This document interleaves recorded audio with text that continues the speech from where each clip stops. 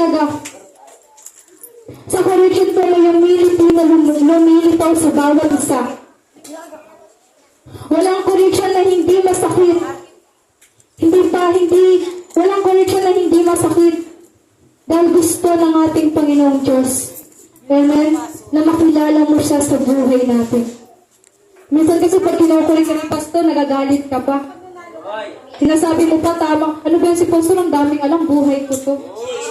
Kapatid, wala pong Diyos at pastor na itutuon po tayo. Amen, sa hindi magandang landas. Gusto ng ating Panginoong Diyos o sino man pong leader natin sa simbahan ay gusto nila ay mapaganda ang ating buhay. Amen? Lahat po talaga ng correction na sasabihin na may mali tayo ay mapapaaray ka. Amen po ba? Napakasakit kasi minsan kapag inaayos tayo, alam mo nung may mali ka. Pero mas masakit kapag ayaw mo magpaayos, ayaw mo magpatama. Kailangan po natin magpatama. Dahil binigay po yung tao na yan upang tayo po'y itama sa ating buhay. Kahit nga po masakit, kailangan natin may disiplina sa sarili. Amen? Kung sa school, kailangan may disiplina ka. Kung sa bahay, kailangan may disiplina ka. Kung saan ka man pumunta, kailangan may disiplina ka. Sa ating Panginoon ay kailangan may disiplina rin po tayo. Paano natin mabibigyan ng oras ang ating Panginoon kung wala tayong disiplina? Kung wala tayong disiplina sa ating sarili, kung hanggang ngayon hari ka pa rin. Amen? Kung hanggang ngayon ginagawa mo pa rin yung mga ayaw ng Diyos. Kung hanggang ngayon mas gusto mo pang itama o yung mga pagkukulang mo sa mga pansalibutang mga bagay. Amen? Kapatid, ang Diyos po ay pagpapalain po tayo kung tunay po tayong manalig sa Kanya. Amen, yun lang po ang aking pangangaral. Sa Diyos po ang kaburihan. Amen, palapakan po natin ang ating Panginoon. Ay, manalangin po tayo. Kumayo po muna tayo, manalangin po tayo. Palapakan po natin ang ating Panginoon Diyos. Palakpak para sa ating Panginoon. Amen. Sana po meron po tayong kaunting natutunan po sa aking pangangaral. Sa gusto pong ipaabot ng ating Panginoong Diyos sa bawat isa. Manalangin po tayo kapatid, ipikit po natin ang ating pagbubulay-bulayan namin ang iyong mga salita, dakilang Diyos. Maraming salamat, Panginoon. Nadalangin ko na tumimo nawa to sa puso't isipan ng bawat isa, Panginoon. Ma-apply namin sa aming mga buhay, Panginoon. Lord, Ikaw lamang po ang aming tinataas. Wala kaming ibang sasambahin, Panginoon. Wala kaming ibang pasasalamatan. Wala kaming ibang dadakilain, kundi Ikaw lamang. Maraming salamat sa iyong buhay. Maraming salamat sa iyong kabutihan. Maraming salamat sa iyong pag-ibig. Sa pangalan ni Jesus, ang lahat ay magbubarang. Sabi mo sa katabi mo, mabuti ka ba? Mabuti ka ba? Mabuti ka ba? May sabi dito, mabuti ang sinasabi ng mabuting tao sapagkat puno ng kabutihan ng kanyang puso. Masama ang sinasabi ng masamang tao sapagkat puno ng kasamaan ang kanyang puso. Amen. Kaya tanungin mo ulit yung katabi mo, what's on your heart? Amen. Amen? Kaya, mabuti ba o masama? Amen. Dalawa lang naman talaga yung pinagpipilian natin simula nung pagkapanganak mo. Amen. Simula nung pagkapanganak mo, dalawa lang yung pinagpipilian mo lagi. Amen. Simula nung magkaisip ka, simula nung maranasan mo, magkaroon ka ng pakiramdam. Amen. Simula nung maranasan mo, amen, na magkaroon ng talino, magkaroon ng knowledge sa buhay. Dalawa lang lagi yung pinagpipilian mo. Mabuti o masama. Amen. Ngayon, amen, saan ka doon? Sabi mo sa katabi mo, saan ka doon? Amen, saan ka doon? Amen. Kaya, sa ating pag-aaralan ngayong gabi, amen, ay mabilis lang to. Amen, kaya, amen, yan natin yung mga ano man. Parang mas malakas pa sila sa mic. Amen, yung mga bata. Amen, huwag masyado maingay. Amen, dahil, kaya, amen. Sabi dito, may 5 tayong pag-aaralan tungkol sa tema natin ngayong gabi. 5 reasons why we need to check our hearts. Amen. May 5 rason akong inihanda Bakit ba natin kailangan i-check? Ano ba yung sabi check? Amen, suriin. Amen, kung bakit ba natin kailangan na suriin yung sarili nating puso. Amen. Why we need to check our own heart. Una, sabi dito, ang puso mo, amen, pakinggan natin, sabi dito, una, ang puso mo ang magdidikta ng buhay mo. Amen. Naniniwala ka ba na yung puso mo yung magdidikta ng buhay mo? Amen. Dahil kung ano man yung dumadaloy sa puso mo, amen, ayun yung sinasabi na gagawa ng buhay mo. Amen. Kahit sabihin mo na mabait kang tao, pero masama yung nasa loob ng puso mo, amen, may magagawa ka pa rin ng mga bagay na masama. Amen. Kaya nga sinasabi ng iba, nasa loob ang kulo. Amen, di ba? Nasa loob ang kulo. Amen. Dahil, kahit sabihin mo na since birth, Christian ka, kahit sabihin mo, since birth, nagsisimba na ako, amen, ano nga ako sa church namin, leader nga ako sa church namin kumakanta nga ako sa church namin alas doon na ako natutulog Pero, amen, kung ano man yung dumadalo sa puso natin, ay yung magdidikta ng buhay natin. Sinabi din sa Proverbs higit sa lahat, bantayan mo ang iyong puso dahil lahat ng bagay ay dumadaloy sa iyong puso. Sabi sa Proverbs 4, verse 23, dahil yung kondisyon ng puso natin, amen, ayun yung magdidikta ng desisyon natin, amen, action natin, amen, at yung mga bagay na naisip natin.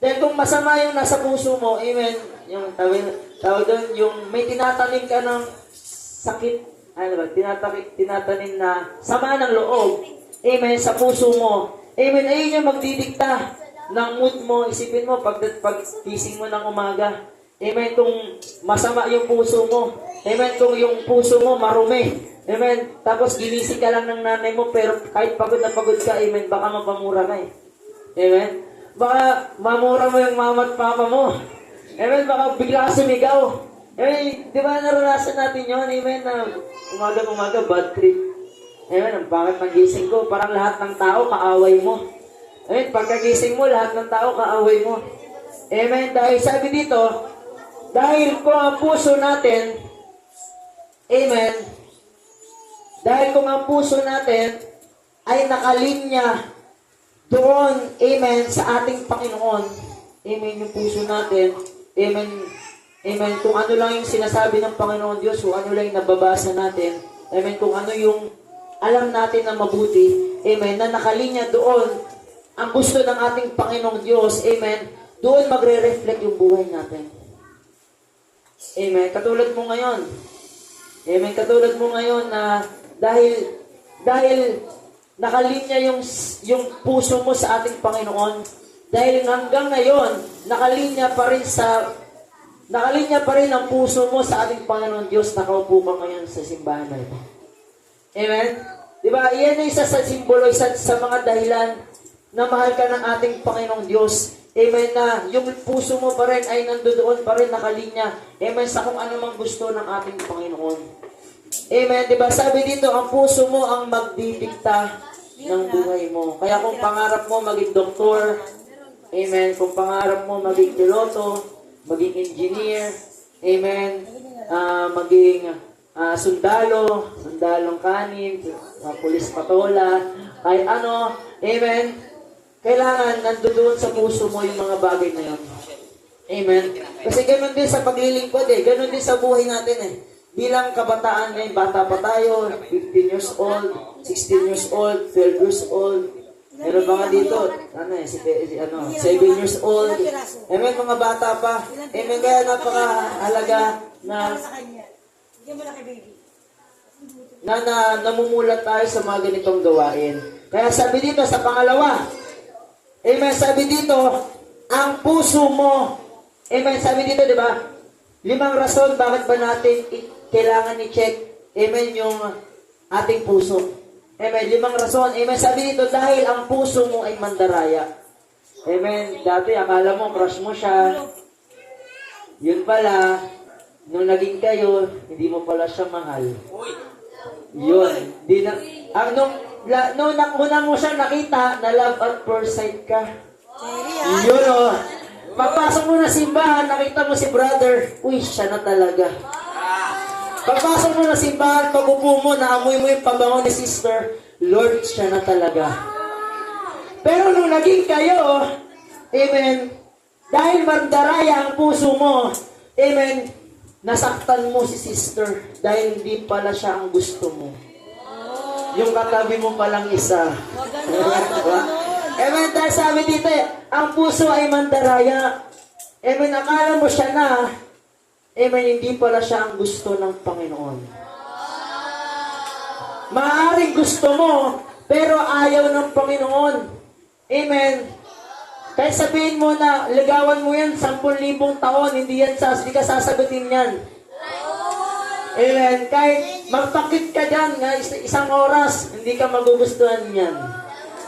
Amen. Kahit magpabango ka pa, ng kahit ano, ihalo mo sa alcohol, hindi ka magugustuhan yan.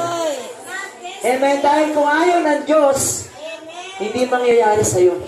Dahil kahit anong gusto mo, kahit 100% na gusto mo, 100% na malinis ang intention mo, pero kung ayaw ng Diyos, hindi para sa'yo yan. At in the same way, kahit ayaw mo, pero gusto ng Diyos, wala kang magagawa. Amen? Kahit gaano kagwapo yan, kahit gaano kapangit yan, kahit gaano, amen, kung para sa'yo yan, para sa'yo yan. Ayaw ko. Amen? Dahil sabi dito yung puso ay mandaraya. Amen? Di ba? Minsan, akala natin, amen, gusto natin yung, kapag nakita natin yung isang bagay, amen, akala natin una, gusto natin. Pero kapag nagsimula na makasama natin siya, amen, nagsasawa ka na.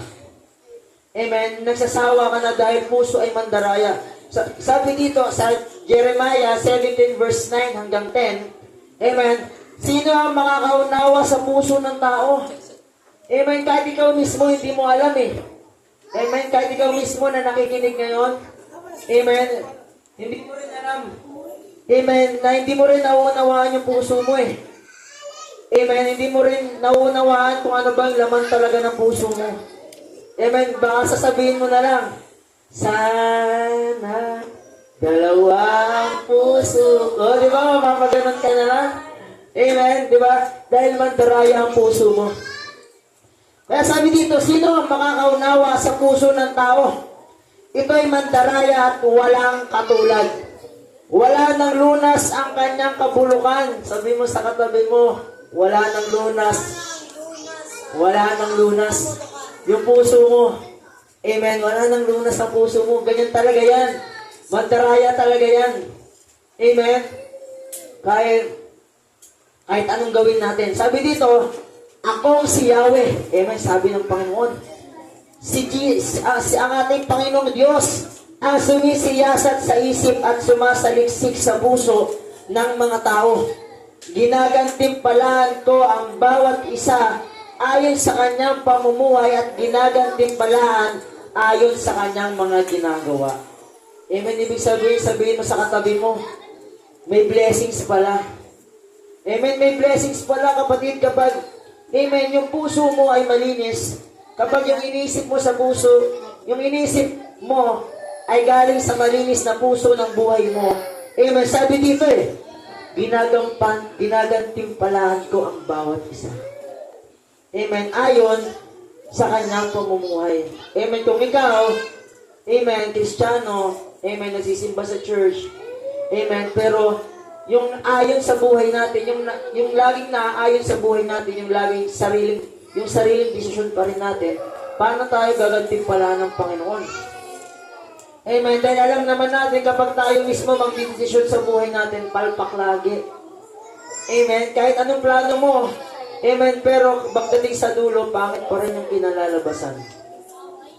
Amen. Di ba? Kaya sabi dito ginagantimpalaan ko ang bawat isa ayon sa kanyang pamumuhay. Amen. Kung masamang tao ka, alam mo sa sarili mo na may mga nagagawa kang kamalian, amen, hindi mauli ang lahat. Amen. Dahil marami sa Bible, amen, na mas malala pa sa ginawa mong kasalanan. Amen. paulit-ulit mong ginagawa yung kasalanan, mahal ka pa rin ng Panginoon. Amen. Kahit paulit-ulit mo, amen, na nagagawa yung mga bagay na sasabihin mo, Lord, ayaw ko na talaga, hindi na ako magmumura, hindi na ako mangongopya sa katabi ko, hindi na ako, amen, kukopya ng assignment, amen, ng katabi ko, amen, hindi na ako magmumura, hindi na ako mag-isinungaling, pero ginagawa mo pa rin. Sabihin mo sa katabi mo, mahal ka pa rin ng Diyos. Amen. Mahal ka pa rin ng Diyos. Amen. Dahil sukdulan. Amen. Ang biyaya ng ating Panginoong Diyos dahil mahal na tayo. May kung isipin natin yung pinakamataas na level. Amen. Di ba pag mga laro may mga level? Amen. May mga final boss pa nga eh. Di ba? Kung isipin natin yung pinakamataas na level, pinakamataas na antas ng pagmamahal ng ating mundo. Amen. Ano ba yung pinakamataas yung para sa'yo? Para sa'yo lang. Ano ba yung pinakamataas na level ng pagmamahal? Amen? Yun ba yung pagbibigay ng love letter sa crush mo? Amen, kinikilig. Ba't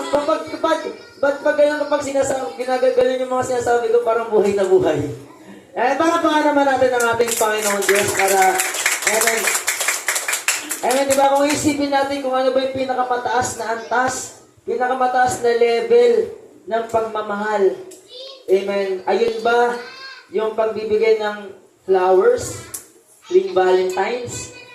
Ayun ba yung pagtanggap, amen, ng mga gifts tuwing Valentine's? Amen, yun ba yung pakikipag-date tuwing Valentine's? Hindi. Amen. Isipin natin yung pinakamataas na antas ng pagmamahal ay ibinigay ng ating Panginoon. Ayun ay pag-aalay ng kanyang sariling buhay. Man, ikaw ba, kaya mo bang ibigay yung sarili mong buhay sa hindi mo kilala? Ang hirap naman nun eh. Isipin mo, nakasalubong mo lang, sasabihin mo, kaya mo ibigay yung buhay ko para sa'yo. Amen. Nakachat mo lang sa messenger kasi crush mo. Tapos sasabihin mo, kaya mo ibigay yung buhay ko para sa'yo. Hindi lang ganon. Amen. Kahit mabuting tao yan, kahit pastor pa yan, kahit pari pa yan, kahit santo papa pa yan, ang hirap ibigay yung buhay mo para sa tao na yun. Amen. Ang Diyos lamang yung nakakagawa nun. Amen, God. Amen. Sa pangatlo. Amen. Marapit na tayo matapos. Amen. Ready na ba kayo maglaro? Amen. Maglaro, eh, no? Amen. Sabi sa pangatlo, amen, bakit ba natin kailangan i-check yung sarili natin puso? Bakit ba natin kailangan i-check? I-heart check ang ating puso. Amen. Sabi dito, dahil ang puso mo ay tinitignan ng Diyos. Sipin mo, tinitignan ka pala ng Diyos kahit nasa CR ka. Amen. Tinitignan ka pala ng Diyos kahit naliligo ka. Amen. Nakikita pala ng Diyos na yung mata mo tuwing exam gumaganon sa katabi. Amen. Nakikita yan pala ng Diyos. Amen. Nakikita pala ng Diyos kapag nagsisinungaling ka. Kapag sinabi mo, hinayo ka ni pastor, pinuntahan ka ni pastor sa bahay mo. Sister, brother, dalo ka. Ay, pastor, busy po ako. Kahit di ka naman busy. Amen? Diba? Ay, pastor, meron pala akong pupuntahan mamaya, alas 10. Ay, alas 7 naman yung gawain natin eh. Ay, alas 7 po pala yung punta ko, pastor. Diba? Alam ng Diyos yan. Amen? Na nagsisinungaling tayo. Dahil sabi dito eh, dahil ang puso mo ay tinitignan ng Diyos. Sabi sa 1 Samuel 16 verse 7, ang Diyos ay hindi tumitingin, amen, sa mga bagay na nakikita ng tao. Amen. Pero ang tao ay tumitingin sa panlabas na katangian ng bawat isa. Pero, sabi dito, pero ang Diyos ay tumitingin sa puso mo. Sabi mo sa katabi mo, sa puso mo. Amen. Nakatingin pala ang Diyos sa puso mo. Amen. Nakatingin pala ang Diyos sa kung ano mang iniisip mo, kung ano yung laman ng puso mo. Amen.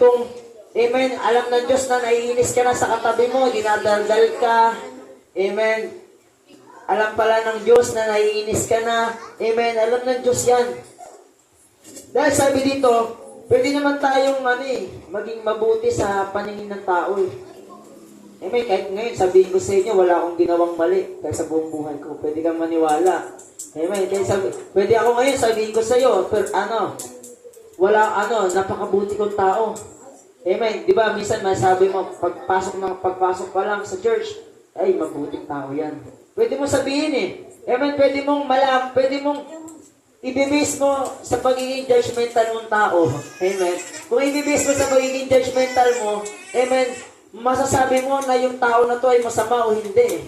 Di ba, minsan kapag may nakita tayo, amen, dahil judgmental yung society natin. Amen, pag may nakita tayong maraming tato, pag may nakita tayong maskulado, maraming tato, tapos simangod yung muka, amen, sasabihin agad natin, masamang tao eh. Amen, di ba? Ganun yung judgmental society natin eh. Pero sabi dito, amen, pwede tayong mag-appear na righteous. Pero hindi mababago kung ano man yung nasa sa puso natin.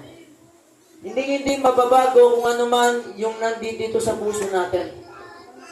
Hindi mababago, amen, dahil darating ang panahon na yung laman ng puso mo ay ilalabas ng bibig mo, ilalabas ng gagawin mo para sa bawat tao na nakakasalumuhan mo. Dahil hindi yan habang buhay nandiyan dyan eh. Hindi yan habang buhay nasa isip mo. Amen. Isipin mo yung kriminal. Amen. Bago niya gawin yung krimen na ginawa niya, iisipin niya muna yan. Di ba? Paplano muna yan. Di ba? Ganito, mayroong butas dyan sa may bintana nila. Amen. Hindi nakalaking bahay pag ganitong oras. Amen. Isa lang yung tao kapag ganitong araw. Amen. Ganun eh. Dahil yun yung laman ng puso niya. At eventually, amen, magagawa niya yung mga bagay dahil yun yung laman ng puso niya. Ganun din sa paglilingkod sa ating Panginoong Diyos. Kahit araw-araw ka magsimba, kahit 4 na beses kang simba dito. Kahit araw-araw ka pa. Kahit maya't-maya ka pang mag-pray. Kahit bawat minuto, segundo ka pa, tawagin mo ang Diyos. Pero hindi mababago niyan, amen, yung laman ng puso mo hanggat hindi ka sumusuko sa ating Panginoong Yesus. Amen, mukhang malungkot na kayo. Palampakan natin ang ating Panginoong Diyos. Amen, masyado kong seryoso eh. Tigilan natin to. Amen. Sabi dito, amen, dahil sa checking our hearts ensures we are not just acting godly, but truly seeking Him.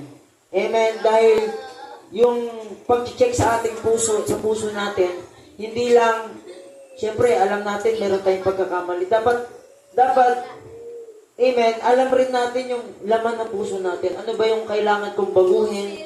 Amen. Dati, alas 3 ng madaling araw, gising pa ako, ipag-chat. Amen. Dati, alas 4 ng madaling araw, nandun pa rin ako sa dating app, naghahanap ng babae, naghahanap ng lalaki. Amen. Dati, alas 12 ng madaling araw, amen, nasa computer shop pa rin ako. Amen. Ayun pa rin yung laman ng puso mo. Kaya tayo merong ganito na heart check. Kailangan mong malaman, kailangan mong i-check yung sarili mong puso. Kung ano ba yung dapat mong baguhin. Kung ano ba yung mga dapat mong hilingin sa Diyos na kailangan niyang baguhin sa buhay mo dahil hindi mo naman kayang baguhin ang buhay mo.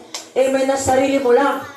Kahit 25 years ka pang mag-New Year's resolution, taon-taon ka pang mag-New Year's resolution, kahit tumalon ka pa ng hanggang 5th floor, kapag level 59 na ng gabi, amen, kapag bagong taon, hindi ka mababago.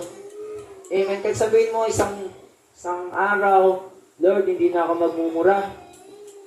Lord, magisimba na talaga ako.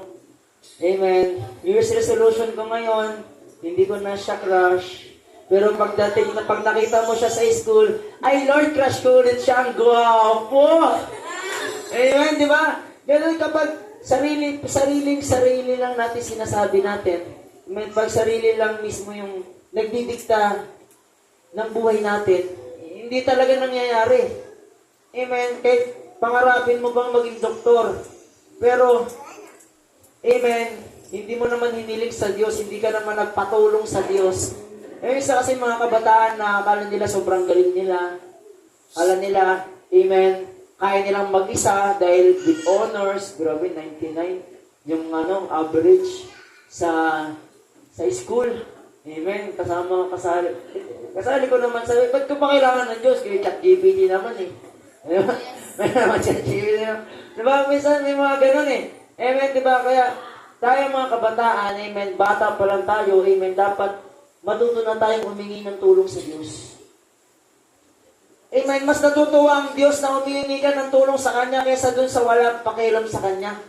Isipin mo, pag may problema ka, tuwang-tuwa ang Diyos kapag tumutulong ka humingi ka ng tulong sa Kanya. Ibig sabihin, kapag may problema ka at tumigla at ang Diyos agad ang naisip mo, amen, na humingi ng tulong, amen, tuwang-tuwa ang Diyos. Ibig sabihin, siya yung pinakaunang naisip mo sa gitna, amen, na nalulunod ka sa problema. Sa gitna, amen, na nawawalan ka na ng pag-asa, amen, doon tuwang-tuwa ang Diyos. Pwede hindi imposible na anak ka ng Diyos, anak ka ng Diyos na nakaupo ngayon sa simbahan na ito, hindi imposible na sasagutin niya ang lahat ng kahilingan mo. Kaya sinabi ko kanina, di ba? Amen, hilingin mo lahat ng gusto mo. Amen, tatay mo, Diyos. Sabihin mo, tatay mo, Diyos ang tatay ko eh. Amen. Hingin ko lang yung gusto ko. Bibigay niyan, basta sumunod lang ako sa Kanya. Amen. Amen. Sabi mo sa katabi mo, sumunod ka kasi. Sumunod ka kasi. Amen, di ba? Dahil anak ka ng Diyos, lahat ng bagay na nakikita mo. Amen. Kung may gusto kang crush, may crush ka, hilingin mo lang sa Diyos, Lord, gusto ko talaga siya. Amen. Dahil ibibigay ng Diyos ang desire ng puso mo. Amen. Basta kalooban niya yung bagay na yan. Amen. Marami namang kalooban ng Diyos eh. Amen. Hindi lang yung mga bagay na gusto mo. Akala mo, yung bagay, yung pinaplano mo sa buhay, yun na yung pinaka-best para sa buhay mo. Pero meron pa palang another plan ang Diyos na mas best, yung pinaka-best na para sa'yo. Amen. Ang kailangan mo lang ay maghintay. Amen. Kaya, sa pang-apat natin pag-aaralan, amen, second to the last na to. Amen, di ba, may 5 tayong rason kung bakit natin kailangan suriin ang puso natin, kung bakit natin kailangan tignan yung sariling puso natin. Dahil, sa puso mo, sabi mo sa katabi mo, sa puso mo, nagsisimula ang kasalanan. Amen. Sa puso mo nagsisimula lagi yung kasalanan eh. Amen. Yung laman ng puso mo, amen, direkto yan sa utak mo. Pag direkto yan sa utak mo, dediretso yan sa bibig mo. Amen. At kakalat yung kasalanan na ginagawa mo. Amen. Kakalat yan. Kaya sabi dito talaga nagsisimula yung kasalanan. Sino mo si Eva at Adan? Ginaiyak nyo yan. Amen. Sabi dito sa Mateo 15 verse 18 hanggang 19, sabi dito, but the things that come out, tatagalan ko na lang. Ngunit ang mga bagay na nanggagaling sa bibig ng tao, amen, ay nanggagaling sa kanyang puso. Amen, isipin mo kapag nagmura ka, amen, anong laman ng puso mo? Isipin mo kapag lagi kang sigaw na sigaw sa bahay nyo. Amen. Sa church, parang hindi ka makabasag pinggan. Napakatahimik mo, parang grabe. Sister, ayaw makipag-usap, sobrang bait. Pero pagdating sa church, pagdating sa bahay, ubos ang plato sa kanya. Amen, ang daming basag, puro sigaw sa bahay. Amen, pagdating sa bahay, dun pala nagmumura. Amen, pagdating sa bahay, amen, dun pala, amen, gumagawa ng mga bagay na hindi maganda. Amen. Amen, kaya kailangan natin i-check yung puso natin eh. Hindi lang sa paraan na dapat, hindi lang dahil para maging righteous tayo sa paningin ng tao, kundi para totoong masunod natin yung kalooban ng Diyos. Amen, dahil kahit buong buhay mo, magsimba ka, at buong buhay mo, magbigay ka ng tithes, magbigay ka ng pera, tulong sa church, amen, pero yung laman ng puso mo, dun ka pa rin, mag-swimming ka pa rin sa impyerno. Amen? Di ba? Isipin mo, simula, bata ka, nagsimba. Simula ngayon, sabihin mo, simula ngayon, hanggang sa pagkamatay mo. Ayan, sino naniniwala tayo mamamatay? Amen. para ano. Totoo yun. May lahat tayo mamamatay. Simula ngayon, sa araw ng pagkamatay mo, sabihin mong nagsisimba ka. Sabihin mong lagi kang nananalangin, lagi kang nagsisimba, lagi kang dumadalo sa church. Amen. Pero, yung laman ng puso mo ay masama. Amen. Impyerno pa rin ang bagsak mo. Amen. Sino gusto mapunta sa impyerno? Wala. Sino ba naman gusto mapunta sa impyerno? Di ba wala? Amen. Kaya, amen. At sa pagkakaalam nyo, amen, ang impyerno po ay hindi para sa tao. Kaya huwag kayong matakot papunta ng impyerno. Matakot ka kapag hindi mo kasama ang Diyos. May mga tao na natatakot lang papunta ng impyerno kasi kasama nila ang demonyo eh. Di ba? Natatakot, isipin mo, kung anak ka ng Diyos, ba't ka matatakot papunta ng impyerno? Anak ako ng Diyos eh. Ba't para ba ako dyan? Amen, ang impyerno ay ginawa, sabihin mo sa katabi mo, ang impyerno ay ginawa para sa mga anghel, amen, na tumiwalag sa Diyos, nagtaksil sa Diyos. Kung kilala nyo si Lucifer, siya yung pasimuno nyo. Siya yun, yung si Satanas, yung pangalan niya ngayon, Satanas. Amen, na lagi bumubulong sa'yo tuwing gabi na mag-cellphone ka pa. Amen, lagi bumubulong. Yung si Satanas yun. Amen, si Satanas yung bumubulong sa'yo kapag naiisip mo na hindi na lang ako magsisimba ngayon, next time na lang. Hanggang sa bukas ka na ng bukas, hindi nakalimutan mo na. Amen. Nawala ka na sa kamay ng Diyos. Amen. Si Satanas kasi yung bumubulong sa'yo. Katulad ni Eva. Amen. Sino ba yung bumulong kay Eva kung ba? Di ba? Isipin mo. Tama. Isipin mo. Kung walang bumulong kay Eva, wala kang labahan ngayon. Amen. Wala tayong damit ngayon. Di ba? Hindi nila malalaman na hubad pala sila. Wala ka sanang labahan ngayon sa bahay pag-uwi. Di ba? Wala ka sana dahil, amen, bumubulong si Satanas. Amen. Kaya sabi dito, amen, dahil ang kasalanan ay nagsisimula sa naiisip natin at ang gusto ng ating puso. Amen. Yung gusto ng puso mo doon talaga nagsisimula yung kasalanan. Amen. Doon talaga nagsisimula yung kasalanan. Doon, kaya sabi nga nung una, di ba? Yung puso mo yung magdidikta ng buhay mo. Amen. Yung puso mo yung magdidikta ng buhay mo. Amen. Dahil walang magagawa ang kahit sino mang tao kung puso mo mismo yung kokontrol ng buhay mo. Kaya mas mabuti, di ba? Nasabi nga natin na yung puso mo talaga yung magdidikta ng buhay mo. Kaya mas mabuti na yung puso mo kung puso mo magdidikta ng buhay mo, amen, kailangan mong ibigay ang puso mo sa Diyos. Amen. Para ang Diyos ang magdidikta ng buhay mo. Parapakan natin ang Panginoong Diyos. Amen. Kaya, last. Amen. Last na. Sabi mo sa katabi mo, last na. Last na! Yay! Amen, di ba? Sabi dito, di ba may 4 tayo? Amen. 5. Pasapang 5. Amen. Ang pinakamaganda.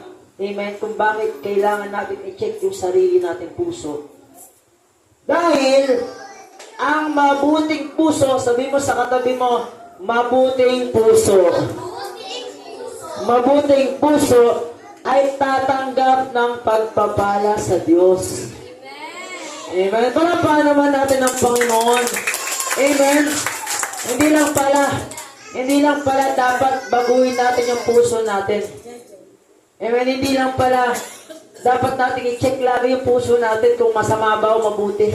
Amen. Meron din palang kalakip na pagpapala yon. Amen. Isipin mo, mabuti ang puso mo. Amen. Nagsisimba ka sa church.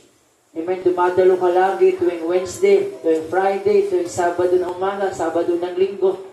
Imposible na wala kang pagpapala sa Diyos. Amen. Kung ako yun, magtatampo ako Di ba kung ikaw sasabihin sa'yo ng papa mo, sige anak, kapag with honors ka, kapag nasa top 10 ka, bibigyan kita ng tablet. Bibigyan kita ng bagong cellphone. Tapos kapag hindi binigay ng tatay mo, kasi ginawa mo with honors ka, 99 ka, top 1 ka pa. Tapos hindi binigay ng tatay mo, syempre magtatampo ka. Pero hindi ganun ng Diyos. Kapag lagi ka nagsisimba, mahal na mahal mo ang Diyos. Amen. Hindi ka nakikipag-usap kapag may nangangaral dahil mahal mo ang Diyos. Dahil mahal mo ang Diyos, amen, ay grabe yung effort, yung oras na binibigay mo sa Kanya kahit pagod na pagod ka na, galing sa school, didiretso ka sa church, galing sa school, pagdating ng bahay, bubuklatin mo ang Bible, babasahin mo ang Kanyang salita, pagdating mo sa pag galing ka sa school, pagdating mo sa bahay, kakausapin mo siya, mananalangin ka. Amen. Tapos kapag humiling ka, hindi niya sasagutin. Walang ganon, kapatid. Sabihin mo sa katabi mo, walang ganon. Walang ganon. Amen, di ba? Pagpapalain ka ng Diyos. Amen. Sabihin mo, pagod na pagod ka na. Alam nga naman, hindi makita ng Diyos na pagod ka na. Amen, kahit kami, kahit tao, alam na, pagod ka ba, sister? Pagod ka ba, brother? Okay ka lang ba? Amen. Kahit tao napapansin, ang Diyos pa kaya na lagi mong kasama? Amen. Napapansin ng Diyos na pagod ka na. Amen. Kahit naboboring ka na sa church. Amen. Naboboring na. Amen. Naboboring na sa church. Naboboring na magsimba. Pero patuloy ka pa rin nagsisimba. Amen. Hayaan mo, balang araw, sasagutin ng Diyos lahat ng panalangin mo. Amen po ba? Amen. Kaya sabi sa Mateo 5 verse 8, pinagpala ang lahat ng may mabuting puso dahil makikita nila ang Diyos. Sabi mo, makikita mo si Jesus. Amen. Makikita mo si Jesus balang araw. Eh, sino gustong pumunta ng langit, sumigaw ng Amen. Amen. Kaya maraming salamat po sa ating pakikinig, amen, na pinamagatan po natin sa ating Ignite Youth Jam Hearts Day Special Heart Check. Amen. Sa unang pinag-aralan natin, ang puso ang magdidikta ng buhay mo. Sa pangalawa, ang puso ay mandaraya. Sa pangatlo, ang puso ay tinitingnan ng Diyos. Sa pang-apat, sa puso mo nagmumula ang kasalanan. Sa panglima, dahil ang mabuting puso ay tatanggap ng pagpapala sa Diyos. Tayo pong tumayong lahat. Amen. At tayo po'y manalangin. Amen sa ating Panginoong Diyos. Amen. Gusto ko, amen, ay maging memorable.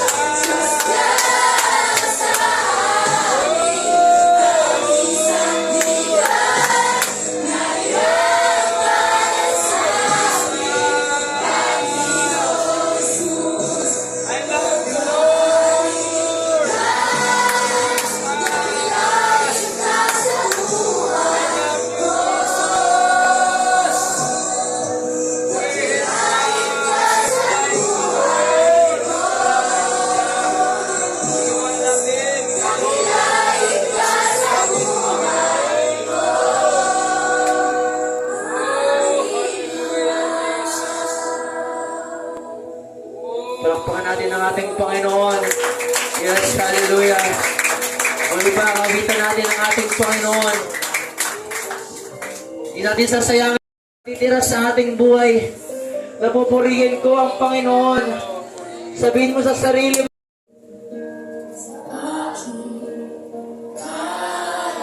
Yes, Lord. Hallelujah.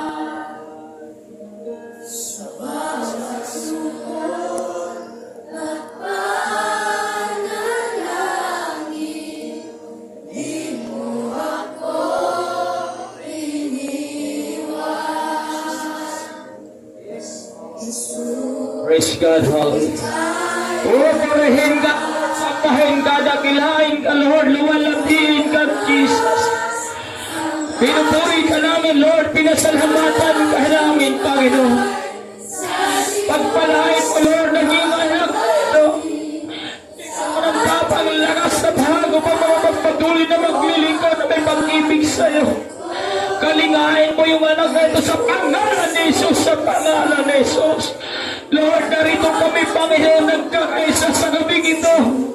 Patuloy kang kumilos sa iyong anak na ito, Lord. Ipakita mo ang iyong kapangyarihan, karunungan sa batang ito upang magamit sa iyong karya na epektibo sa pangalan ni Jesus, sa pangalan ni Jesus. Kumilos ka, Lord, sa iyong anak na ito. Ikaw, Panginoon, ang mamministeri sa batang ito. Na sa ganun, Panginoon, manatiling tamad hanggang wagas sa paglilingkod sa'yo. Patuloy mo humugin ayon sa iyong kalooban sa pangalan ni Jesus. O, purihin ka, Lord, sampahin ka, dakilain ka, luwalhatiin ka, Panginoon. Pagpalhain mo na awa ng lubusan, Panginoon, ng iyong anak. Mag-usap ka, magministeryo ka sa kanyang buhay, Lord. Upang lahat ng mensahe na kanyang mapapakinggan ngayon ay tunay, Panginoon, magbigay sa kanya ng karunungan at kapangyarihan na sa ganun manatili sa tamatandang oras na magkakasama namin sa gawin ito magpapuri sa iyong pangalan, sa pangalan ni Jesus, sa pangalan ni Jesus. Lord, patuloy ka maghimala sa iyong anak na ito, Panginoon. Patuloy kang mag-usap, Panginoon. Bigyan mo, Lord, ng tunay na tapangan, kapangyarihan upang sa ganun, Panginoon, ikaw, o Diyos, ang siya magkita sa kanyang buhay na sa ganun, Panginoon, ang iyong anak na ito mag-ibigtibo sa iyong gawain sa lugar na ito sa pangalan ni Jesus, sa pangalan ni Jesus. Kita ka sa ngayon na gawang kasalanan. Kaluwalhatiin ka, itataas ka. Patuloy mo pagpalain ng Lord ang iyong anak na ito sa pangalan ni Jesus, sa pangalan ni Jesus, sa pangalan ni Jesus. Panginoon, patuloy ka, Lord, mag-usap sa iyong anak na ito. Patuloy kang gumawa ng himala sa iyong anak na ito sa pangalan ni Jesus, sa pangalan ni Jesus. Oh, hallelujah, Jesus. Purihin ka, sampahin ka, Lord, nakilain ka, luwalhatiin ka, itataas ka sa pangalan ni Jesus. Pagpalain mo yung anak na ito, Lord. Patuloy mong kalingain, pagpupili yung kapangyarihan upang manatili siya, Panginoon, na maglilingkod sa'yo sa iglesia ito na makakasama namin na may kagalakan at kaginawaan at tagumpay. Patuloy mong bigyan ng kapayapaan, patuloy mong bigyan, Panginoon, ng kagalakan, patuloy mong bigyan ng karunungan upang sa ganoon, Panginoon, ang kanyang pamilya, Panginoon, mahamon at makasama namin sa buhay ito. Ang kanyang pamilya mabuo na ito ay may ginagawa ka sa anak na ito sa pangalan ni Jesus, sa pangalan ni Jesus. Oh, purihin ka, sampahin ka, dakilain ka, luwalhatiin ka, itataas ka. Panginoon, ikaw ang Diyos ng himala. Walang imposible sa Lord. Kaya mo, Panginoon, ayusin ang lahat ng iyong mga anak na may mga problema. Patuloy mong linisin ang anak na ito. Patuloy mong bigyan ng nakagtabang lakas upang siya aming magkakasama sa gawain ito hanggang wakas, Panginoon. Patuloy mong pagkalain physical, spiritual, financial, material ang iyong anak na ito. Bigyan mo ng tunay na kapangyarihan at karunungan sa pangalan ni Jesus, sa pangalan ni Jesus. Oh, purihin ka, Lord, sampahin ka, dakilain ka, luwalhatiin ka, Panginoon. Ikaw ang Diyos ng himala. Walang imposible sa iyo, Lord. Ano man nararamdaman na hindi maganda sa iyong anak na ito, alam mo, problema, kapitan,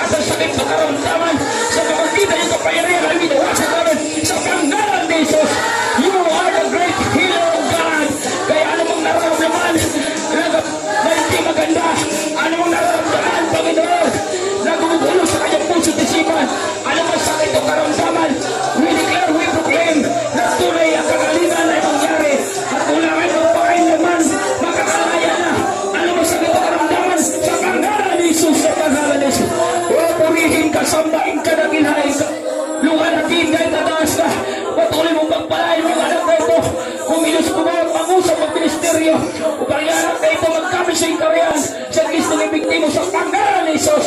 Purihin ka, sambahin ka, nakilain ka, luwalatin ka. Mangusap ka sa anak na ito, Lord. Bigyan mo ng tunay, Panginoon, na kapangyarihan upang mamunga ng lubusan mga biktima sa ikariyan sa pangalan ni Jesus, sa pangalan ni Jesus. Purihin ka, Lord. Sambahin ka, nakilain ka, luwalatin ka. Panginoon, ikaw ang Diyos na makapangyarihan. Diyos na pag-ibig, Diyos na mahabagin. Manguksan mo, Panginoon, sa iyong anak na ito, Lord. Nagsagot mo, Panginoon, di masasayang ang gabing ito na narito siya. Lord, manguksan ka, Panginoon, sa pamagitan yung banal na Espiritu, Panginoon. Nagsaganin lahat minsan na kanya papakinggan. Hindi ito masasayang, kundi ito'y magiging upang makilala kanya ng lumusan, Panginoon.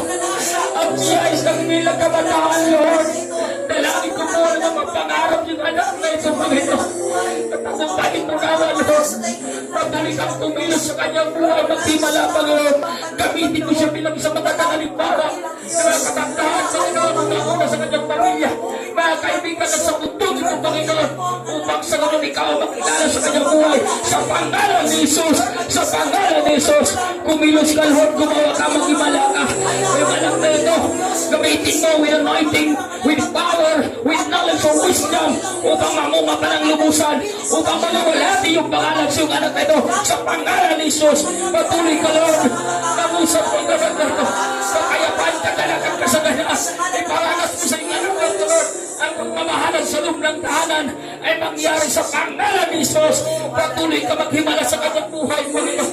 Patuloy mo siyang pagtupihin, nalingay, Panginoon, upang magpamuhay sa bulog ito na may kagalakan sa pangalan ni Jesus, sa pangalan ni Jesus. Yes, Lord! Hallelujah! Purihin sa pais ka, nakilayan ka, luwalatin ka, itataas ka. Panginoon, ikaw ang Diyos sa aming inasahan. Ikaw ang Diyos na makapangyarihan. Walang imposible na natin kaya mong gawin, Panginoon. Palayan mo ng sa Diyos ng ito. Gamitin mo, Panginoon, na may kapangyarihan upang sa kalangkasan ng ayaw ng ito. Mga mag-aakay pa ng maraming kaluluwa, Panginoon. Maakay pa niya kanyang mga mahal sa buhay, ang kanyang mga magulang, ang kanyang mga kapatid, ang kanyang naniniwala na ang kanyang panalangin dito sa gawa ito. Sapagkat kayo palang may gagawin ka na nag-ibala sa kanyang buhay. Sa pangalan ni Jesus, nagpalain mo yung anak na ito, physical, spiritual, financial, material, makapabuhay sa mulong ito. Puno-puno ng kailangan ng tagumpay sa pangalan ni Jesus. Oh! Sa pangalan ni Jesus, anong maggalawang kaaway, anong panandang pandakaya, ay winawasan namin sa pangalan ni Jesus. Ibigay mo ang puso na yung anak ito, Lord. Ano bang Panginoon, ang mga kalawang ng kaaway, ano ang pulong ng kaaway, ay winawasan namin sa pangalan ni Jesus. Lord, manahan ka sa kanyang buhay. Lord, kukupin mo yung anak na ito, Panginoon. Panginoon, patuloy mong pagalingin mo yung anak na ito. Mula sa kainahan, bigyan mo ng katakaran. Mula na sa kawalan, bigyan mo ng karunungan. Upang makalakad ayon sa iyong kalooban, Panginoon. Upang magamit ang kanyang buhay sa iglesia, Panginoon. Ipigti mo sa ministry na mayroon siya. Sa pangalan ni Jesus, sa pangalan ni Jesus, karaw na kaway, winawasan kami sa pangalan ni Jesus. Pandaraya panilang ay winawasan kami sa pangalan ni Jesus. Pinuproklama namin, dinideklara namin. Mula ngayon magpakailanman, ang tagumpay, kapayapaan, kagalagan ay mararanasan ng anak na ito sa pangalan ni Jesus. Oh, hallelujah! Purihin ka, sambahin ka. Dakilain ka, luwalatihin ka. Itataas ka, Lord. Hallelujah. Jesus, hallelujah. Oh, purihin ka, Panginoon. Sambahin ka, Lord, dakilain ka. Oh, purihin ka, Panginoon. Narito ang inyong mga anak, Panginoon. Nagkakatipon sa gabing ito. May mga kahiling at pangangailangan, Lord. Patuloy mo katagpuin sa pamagitan ng kapangyarihan na kumikilos sa aming kalangitan sa pangalan ni Jesus, sa pangalan ni Jesus.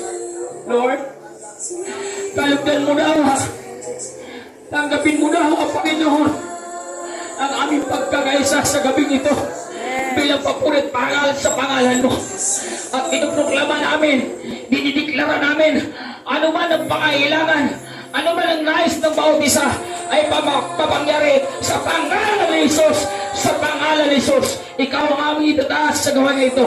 Maraming salamat, Panginoon. Kalugdan mo nawa, tanggapin mo nawa ang aming pagkakaisa sa gabing ito. Sa tanging pangalan ni Jesus, ang lahat ay magwika ng malakas na. Amen, amen, amen. Maraming salamat. Maaari na po tayong makaupo, mga minamahal. Si Papa. Tapos picture kay Papa. Bibigay nyo kay Pastor yan. Sa boss. Kay Myra Kuya. Yay! Kay Leonard Pontanilla. Ano? Palakpakan. Cherry, huwag ka alis dyan. Doon kayo sa unahan. Di pala to Icor ano? Di pala to Icor ano, OTK kasi. Yan. Picture eh. Inaantay niya yung sa kanya. Okay, picture. Pagkatapos, tayo Ray, doon ka lang. para maganda yung kuha. Dito tayo sa gilid.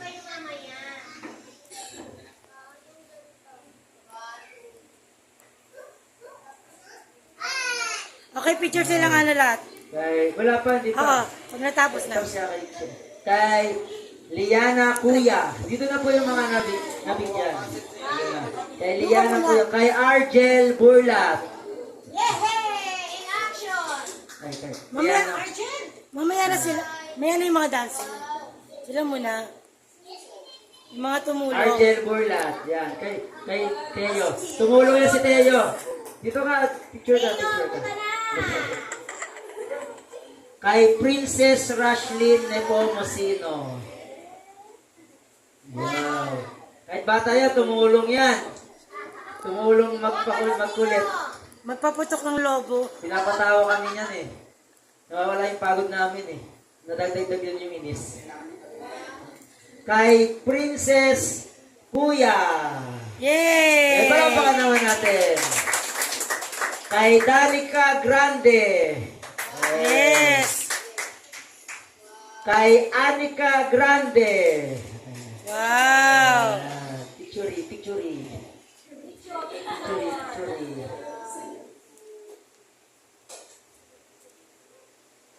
Kay Miguel Burlap.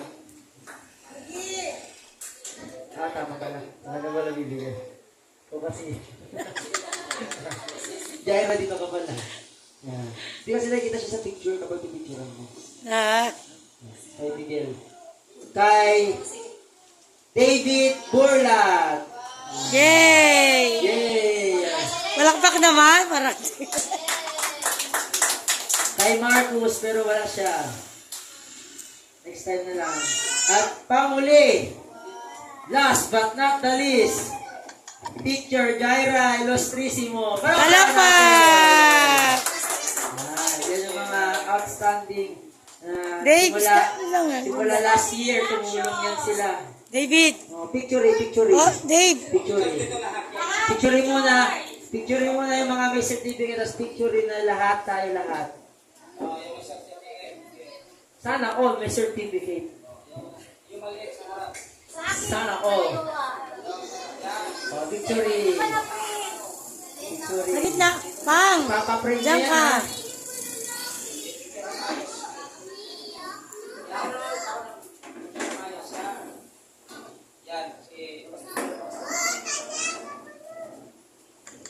Si Teo. Picture ako siya. 1, 2, 3. Bye, pa-post naman. 1, 2, 3. Jump shot. Lahat. Lahat ng youth. Lahat ng youth,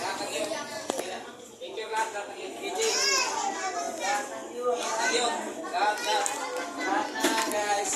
Kapag.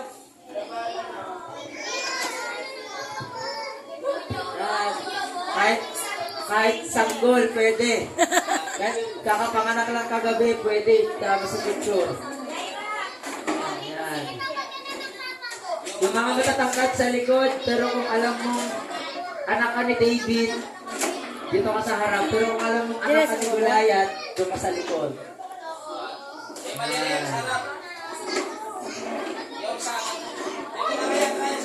Yung mga maliliit, pwede upo na lang. Pwede upo na lang yung maliliit. Sama ka. Uyot ka pa rin, ha? Mayra, doon ka. Una ka Picture. dito. Si Mayra, oh. Si Myra. Picture it. Picture it. Kailangan yung pinakamagandang mukha. Sabi sa'yo, matutuwa siya.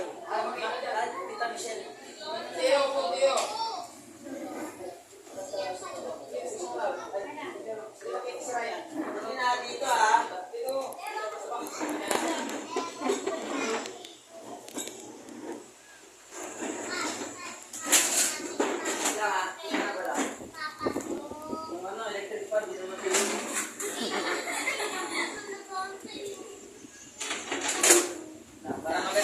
Para maganda yung kuha natin. Sumama ka dyan, ma.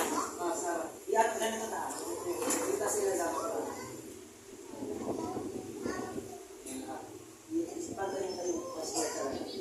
Yung pala nakay Michelle pala nakatingin. 1, 2, 3. 1, 2, 3. Sapa. 1, 2, 3. Glory. Hindi, tanggalin mo yung certificate na kung may kapakita. Glory. Glory. O yan. 1, 2, 3. Opa.